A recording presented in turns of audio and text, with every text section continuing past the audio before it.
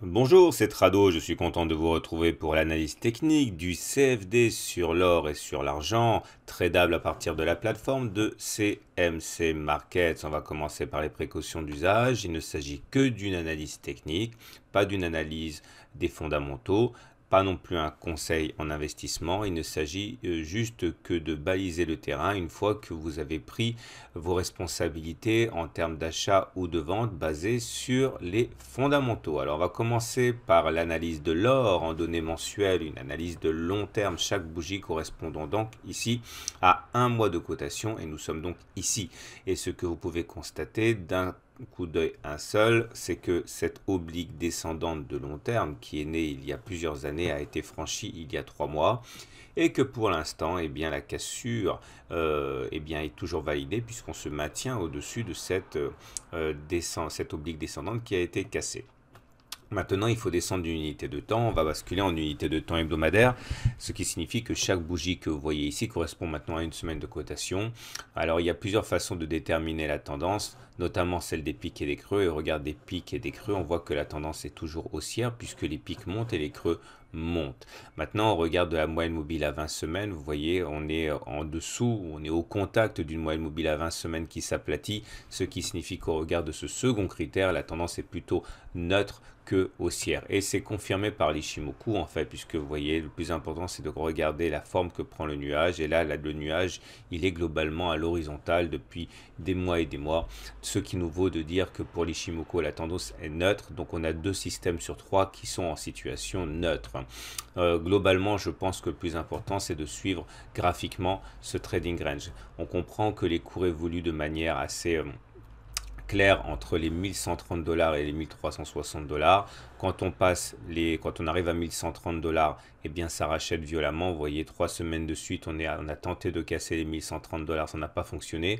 Mais il n'est pas non plus possible de passer durablement au-dessus de 1350 $. Vous voyez ici, il y a eu des tentatives nombreuses qui ont échoué, on ne peut même pas les compter.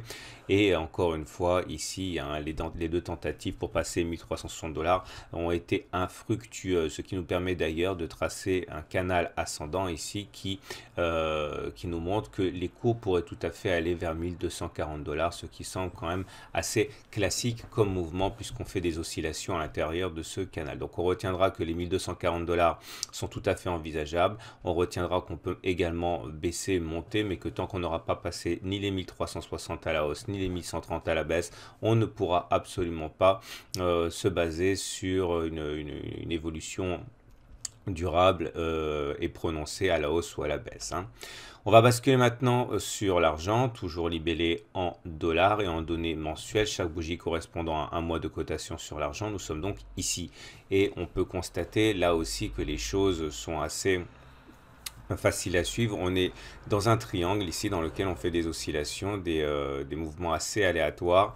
Et que de toute manière, là aussi, tant qu'on n'aura pas cassé à la hausse cette oblique descendante ou à la baisse, cette oblique montante, les mouvements seront complètement imprévisibles. À noter également que même si on devait casser à la hausse ou à la baisse ces 2 obliques, de toute manière, on est confiné par les 21 $ ici, puisque c'est un niveau qui ne passe pas à la hausse. Et de la même manière qu'on est coincé à 14 $ sur le long terme pour l'argent libellé en dollars.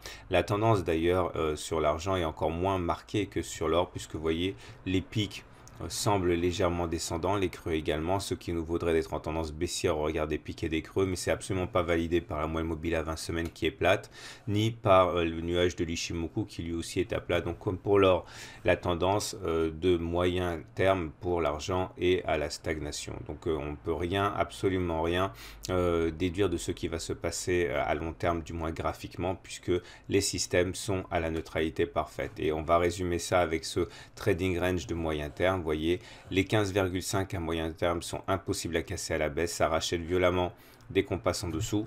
Et de la même manière, passer au-dessus des 18,7 $ semble très difficile, ça bloque systématiquement. On retrouve une autre oblique ascendante, une autre oblique descendante ici. Donc aller retester vers les 16,5 $ l'once est tout aussi probable que d'aller chercher les 17,8 $. Mais de toute manière, pour l'instant, encore une fois, c'est de l'oscillation dans un trading range latéral. Retenez surtout que tant qu'on n'a pas cassé les 18,7 15,7 à la hausse ou les 15,5 à la baisse, ce seront des mouvements qui seront complètement anecdotiques. Voilà ce qu'on pouvait dire pour l'or et pour l'argent libellé en dollars. Je vous souhaite une bonne semaine et je vous dis rendez-vous la semaine prochaine pour la mise à jour.